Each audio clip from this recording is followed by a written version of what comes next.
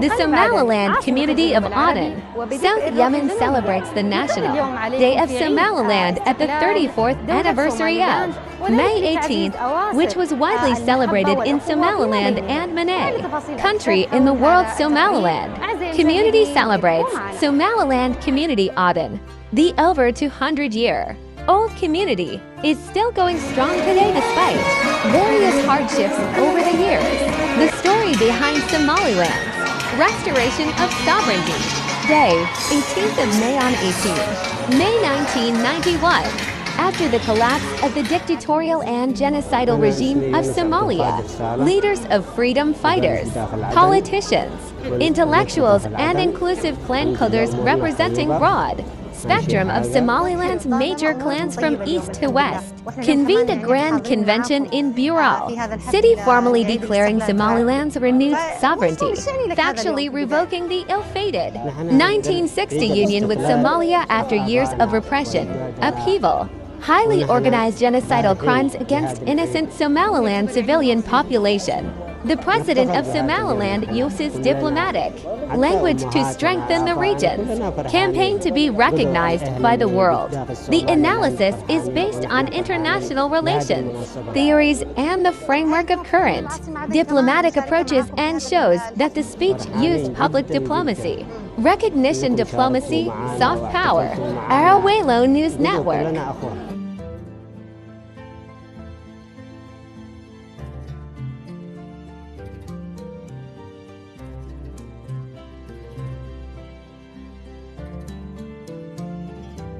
في البداية لو بتكلمينا عن إيش يعني لك هذا اليوم؟ هذا اليوم عظيم بالنسبة لي، استقلال بلادي من جنوب الصومال. يوم عظيم جدا. حلو. أنت مبسوطة بهذا اليوم؟ نعم بالله. حلو. طيب احنا كمان اليوم في العاصمة عدن مشاركين معكم في هذا الحفل. أكيد. فإيش يعني لك هذا الشيء كمان؟ حاجة يعني غالية جدا. البلدين أعتبرهم اثنين بلد صراحة، كل واحد أقل من الثاني. فعلا وعدن يعني حاضنة للكل. حاضنة الكل، وأنا خلقت بعدن طبعا. حاجة عظيمة جدا، وهناك بلادي أصلي وأهلي هناك. ربنا إن شاء الله يحميهم الاثنين بإذن الله تعالى.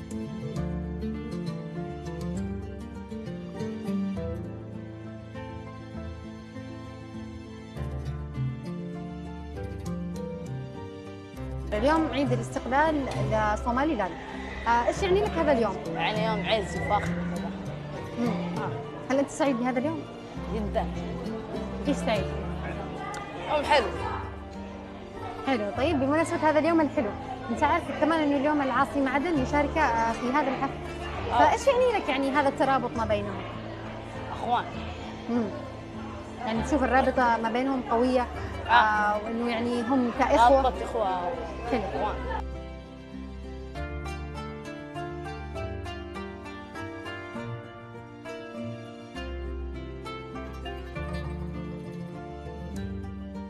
يوم الاستقلال يوم أي صومالي لندري يفخر فيه، فهو يوم اللي استقلينا فيه من جنوب الصومال اللي هي عاصمتها مقدشو.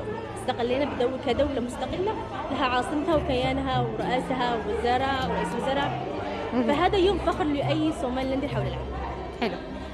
يعني نفرح بتحديد هويتنا الخاصة، إرثنا، ثقافتنا، نسمو نعلو. يعني سبحان الله، كنا نعيش معاناة في الاتحاد، فشفنا في التفرق انه احسن، في الانفصال بالاصح. ففي كل عام نحتفل فيه حول العالم داخليا وخارجيا. حلو. طيب اليوم كمان العاصمة عدن مشاركة معكم في هذا الاحتفال. ايش ممكن يعني نقدر نقول في روابط مشتركة، ذكريات مشتركة لو في اذكري لي؟ روابط مشتركة بحيث ان عدن احتضنت الصومال واجدادي من قديم الزمان، بحكم ان الصلة كان بحكم ميناء بربرة او بربرة بورت كان قريب من عدن. يعني المسافة ما كانش هذا البعد الآن حاليا، فكان سهل المجيء والسفر والترحال. فاستقروا أهله وأجدادي، استقروا أكثرهم في منطقة في محافظة عدن. وأني كصوماليلاندرية من مواليد عدن، وجدي وأهلي كلهم من هنا، فلها الفضل في استقبالنا بحفاوة وكأنها أرضنا وشعبها شعبنا وعايشين ومتعايشين معه.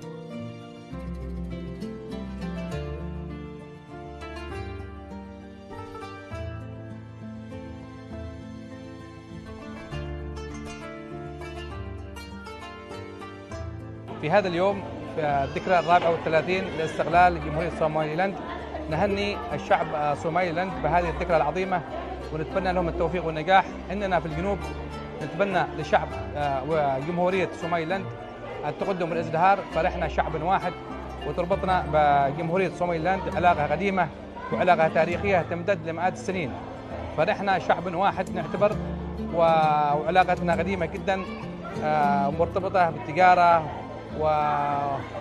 والمصير المشترك. ونحن في الجنوب